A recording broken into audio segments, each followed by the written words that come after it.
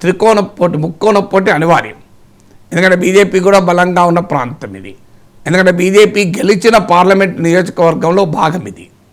So అందువల్ల అనివార్యంగా తన పార్లమెంట్ నియోజకవర్గంలో భాగమైన భారతీయ జనతా పార్టీ, తాము గతంలో గెలిచిన బీఆర్ఎస్, తాము అధికారంలో ఉన్న కాంగ్రెస్, ఈ ముగ్గురికి కూడా ఇది ప్రతిష్టాత్మకంగా మారిపోతుంది. అందువల్ల ఉప ఎన్నికలు సాధారణంగా టర్మ్ 1 year ఉంటే తప్ప ఉప ఎన్నికలు 1 year కన్నా తక్కువ ఉంటే ఉప ఎన్నికలు జరగవు. అందువల్ల ఇప్పుడు 2028 అసెంబ్లీ టర్మ్ ఉంది కనుక ఖచ్చితంగా ఎన్నికలు జరుగుతాయి. ఇక మీరన్న ఎన్నికలు జరిగినప్పుడు చనిపోయిన నాయకుడు కుటుంబంలో ఒకరిని నిలబెడితే పోటీ చేయకూడదు అన్నది అప్రజాస్వామిక సాంప్రదాయం. అది అన్డెమోక్రటిక్. ఎందుకంటే రాజకీయాలు అనేది ప్రైవేట్ ఆస్తులు కాదు. ఈ మధ్యకాలంలో ప్రజలకు కూడా దానికి సానుభూతితో కాకుండా రాజకీయంగా ఆలోచించి తీర్పులు ఇస్తున్నారు. మీకు ఉదాహరణ దుబ్బాక, సోలిపేట రామలింగారెడ్డి మరణిస్తే జరిగిన ఉప ఎన్నిక, అక్కడ బీజేపీ రఘునందన్ రావు గెలిచారు. మీకు సికింద్రాబాద్ కంటోన్మెంట్ అక్కడ కాంగ్రెస్ గెలిచింది. ఆ కుటుంబం నుంచి పెట్టినా కూడా గెలవలేదు. సో అందువల్ల మీకు ఈ రాజకీయాలు మారిపోతున్నాయి కదా. మీకు లింగోజీ కూడా ఒక ఉదాహరణ. జిహెచ్ఎంసీ కార్పొరేషన్ ఎన్నికలు బీజేపీ సభ్యుని మరణం వల్ల ఉప ఎన్నిక వస్తే బీఆర్ఎస్ పోటీ పెట్టలే, కాంగ్రెస్ గెలిచింది. నేను చాలా చోట్ల అంటుంటాను, అది పొమ్మంట పోదుర చెలియా దాని పేరే లింగోజీ కూడా అని. ఎందుకంటే అది రాష్ట్రంలో కాంగ్రెస్ పార్టీ అడ్రస్ లేని రోజుల్లో, బీజేపీ బీఆర్ఎస్ల మధ్యనే పోటీ ఉంటుంది అనుకున్న రోజుల్లో బీజేపీ బీఆర్ఎస్ కలిసి పోటీ చేసిన ఒక రకంగా మీరు కాంగ్రెస్ గెలిచిన సీట్ అది. That is a very interesting indicator. Congress కి రాబోయే ఈ రోజు వచ్చే పరిణామాలకు ఆ రోజు అదొక రకంగా సంకేతం. అంటే బీజేపీ బీఆర్ఎస్ కలిస్తే తెలంగాణలో ఏం జరుగుతుందో లింగోజీ కూడా చెప్పింది. అందువల్ల ఎప్పుడైతే బండి సంజయ్ని బీజేపీ అధిష్టానం మార్చిందో, కేసీఆర్ పైన బండి సంజయ్ వీరోచితంగా పోరాడుతున్న సమయంలో, అసలు రాష్ట్ర రాజకీయం అంతా కేసీఆర్ వర్సెస్ బండి సంజయ్ అంటున్న సమయంలో వాస్తవంగా రేవంత్ రెడ్డి అప్పటికి ఇంకా రేవంత్ రెడ్డి స్పీడ్ అందుకున్నాడు, కాంగ్రెస్ స్పీడ్ అందుకోలే. బండి సంజయ్ బీజేపీ ఇద్దరు కూడా స్పీడ్గా బీఆర్ఎస్తో ఢీకొట్టున్న సమయంలో బీజేపీ అధిష్టానం అకస్మాత్తుగా అకారణంగా ప్రజా సంగ్రామ యాత్ర ఆపి బండి సంజయ్ని పార్టీ అధ్యక్షునిగా తొలగించింది.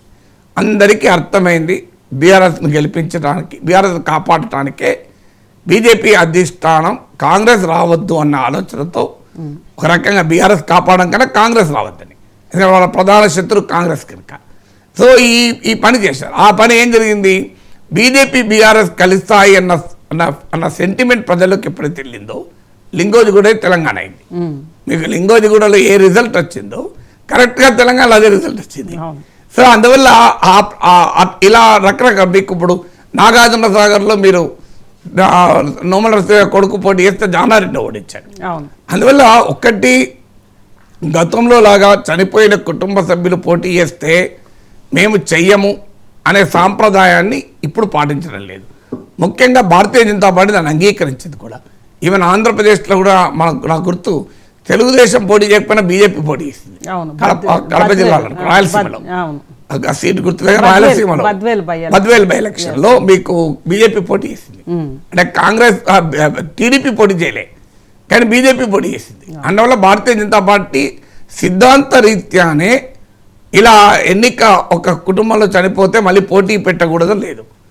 విచిత్రం ఏంటి, బీజేపీకి కూడా అంతలో పోటీ పెట్టి లింగోజిగూడ దగ్గరపై బీఆర్ఎస్ మద్దతు అడిగింది. మీరు అప్పటికి గుర్తున్నట్టు మీకు ప్రగతి భవన్కి వెళ్ళి రామచంద్రరావు నాయకత్వంలో పేరాల శేఖర్ రావు వీళ్ళందరూ వెళ్ళి కేటీఆర్తో కలిశారు. అది బీజేపీలో పెద్ద వివాదమైంది. మా పార్టీని నాయకత్వంతో సంబంధం లేకుండా వెళ్ళి అడిగారని చెప్పి బీజేపీ వాళ్ళ షోకాజ్ నోటీస్ కూడా ఇచ్చింది. సో అందువల్ల ఇప్పుడున్న పరిస్థితుల్లో ఈ నేపథ్యం ఎందుకు చెప్తున్నా అంటే జూబ్లీహిల్స్లో ఎన్నిక అనివార్యం. సో ఖచ్చితంగా బీజేపీ పోటీ చేస్తుంది, కాంగ్రెస్ పార్టీ కూడా పోటీ చేస్తుంది. సో అందువల్ల బీఆర్ఎస్ అనివార్యంగా రంగంలో దిగుతుంది. మరి ఈవెన్ అదే కుటుంబం నుంచి సీట్ ఇవ్వాలని కూడా లేదు, మీకు అలా ఇవ్వని సిచ్యువేషన్లు కూడా ఉన్నాయి. సో అదే కుటుంబం నుంచి సీట్ ఇవ్వాలని కూడా రూలే లేదు. సో అందువల్ల ఇప్పుడు మరి ఏ రకంగా అభ్యర్థులను పెడతారన్నది ఒక్కొరి కాంగ్రెస్ పార్టీకి ఏమో హైదరాబాద్లో ఒక సీటు గెలవడం డెస్పరేట్ ఇప్పుడు. ఎందుకంటే ఒక సీటు గెలిస్తే వాళ్ళు మంత్రి అయిపోతారు, హైదరాబాద్లో సీట్లు లేవు కనుక. సో అందులో ఒకవేళ సామాజిక పొంది కూడా కలిస్తే ఇంకా గ్యారెంటీగా మంత్రి అవుతారు. అవును, సో అందువల్ల అజారుద్దీన్ లాంటి వాళ్ళు ఊరుకోరు, ఎందుకంటే గెలిస్తే మంత్రి అవుతారు కదా, ఖచ్చితంగా. సో అందువల్ల ఆయన కోరుకుంటాడు. అందువల్ల ఆ డైమెన్షన్ మళ్ళీ ఎంఐఎం డైమెన్షన్ ఉంది. ఎంఐఎం ఏమో ఈ జూబ్లీ ఉప ఎన్నిక జరిగిన రోజుల్లో అధికార బీఆర్ఎస్తో జతకట్టి ఉంది. అది బీఆర్ఎస్కు మద్దతు, బీఆర్ఎస్కు ఉపయోగపడేలా ఏదో పోటీలో లేకపోయినా పోటీలో ఉన్నా బీఆర్ఎస్కు ఉపయోగపడేలా చేసేది. ఎంఐఎం వ్యూహం ఎలా ఉండేదంటే తాము పోటీ చేసినా పోటీ చేయకపోయినా తాము మిత్రపక్షం గెలుపు కొరకే, రెండైనా మిత్రపక్ష అవసరాలకు అనుగుణంగా పోటీ చేయడం చేయకపోవడం ఉంటుంది. తన సీట్లు మినాయిస్తే, తాము గ్యారంటీగా గెలిచే సీట్లు మినాయిస్తే. అందువల్ల జూబ్లీ హిల్స్లో ఇప్పుడు ఎంఐఎం ఏం చేస్తుంది, ఎందుకంటే అది పేరుకు జూబ్లీ హిల్స్ కాన్స్టిట్యున్సీ, కానీ మీకు మైనారిటీ ఓటింగ్ కూడా గణనీయంగా ఉంటుంది. మీకు కేవలం రిచ్ అండ్ అఫిలియంట్ ఉంటారని అందరూ అనుకుంటారు, అలా ఉండరు. సో అందువల్ల ఈ కాన్స్టిట్యున్సీలో అనివార్యంగా ఎంఐఎం మరి ఏం చేస్తుంది, ఎంఐఎం ఇప్పుడేమో బీఆర్ఎస్కు డోకా ఇచ్చేసి కాంగ్రెస్ వైపు ఉంటుంది. ఇప్పుడు కాంగ్రెస్తో ప్రకటించకపోయినా అప్రకటిత బంధం క్లియర్గా కనబడుతుంది.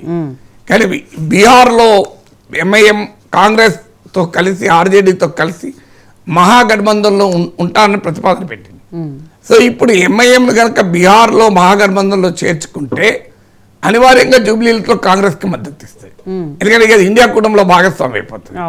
కానీ అక్కడ కనుక కాంగ్రెస్ వద్దంటే, ఎందుకంటే దేశవ్యాప్తంగా ఎంఐఎం పైన కాంగ్రెస్ పార్టీకి ఉన్న అంచనా కానీ ఇతర బీజేపీ ఇతర పక్షాలకు ఉన్న అంచనా ఇది ఒక ట్రోజన్ హార్స్, మాయాగుర్రం. బీజేపీకి ఉపయోగపడడానికి మోడీ అమిత్ షాల ఆదేశాల మేరకే ఓవైసీ అడుగులు వేస్తాడు అన్నది ప్రతిపక్షాల నమ్మకం. అందుకని vote cutter, vote Katwa party అంటారు. మీరు అఖిలేష్ యాదవ్ కానీ తేజస్వి యాదవ్ అందరూ ఇదే మాట మాట్లాడారు.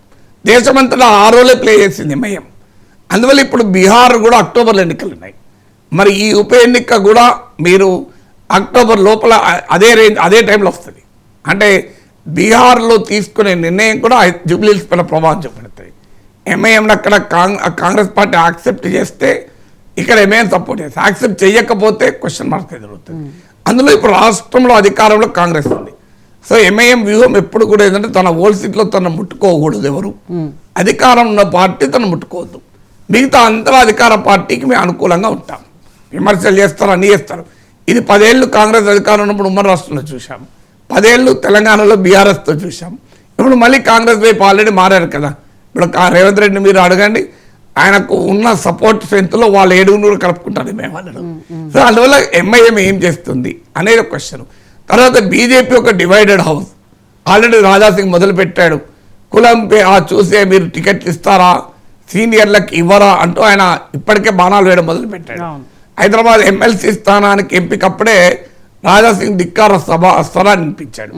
జూబ్లీ బై ఎన్నిక ప్రారంభం కాకముందే ఆల్రెడీ ప్రశ్నలు వేయడం మొదలుపెట్టాడు.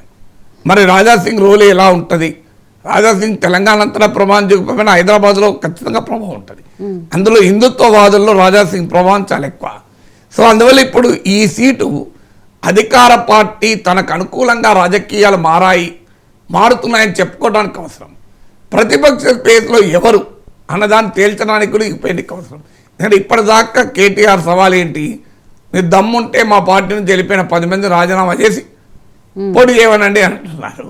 దమ్ముంటే ఈ మధ్య స్టేషన్ కన్పూర్ వెళ్ళి కూడా అన్నాడు, ఇక్కడ ఉప ఎన్నిక జరగబోతోంది, మేము గెలిచి తీరుతామని కళ్యాణ్ ఉద్దేశించి. సో అందువల్ల ఇప్పుడు అనుకోకుండా ఉప ఎన్నిక వస్తుంది. సో అందువల్ల దమ్ము అని తేలే అంశం. సో దుమ్ము రేగుతుంది, దమ్ము తేలుతుంది. సో అందువల్ల జూబ్లీ హిల్స్ ఉప ఎన్నికలో దుమ్ము రేగుతుంది, దమ్ము తేలుతుంది. ఏ పార్టీ దమ్ము ఎంతో అనేది తేలే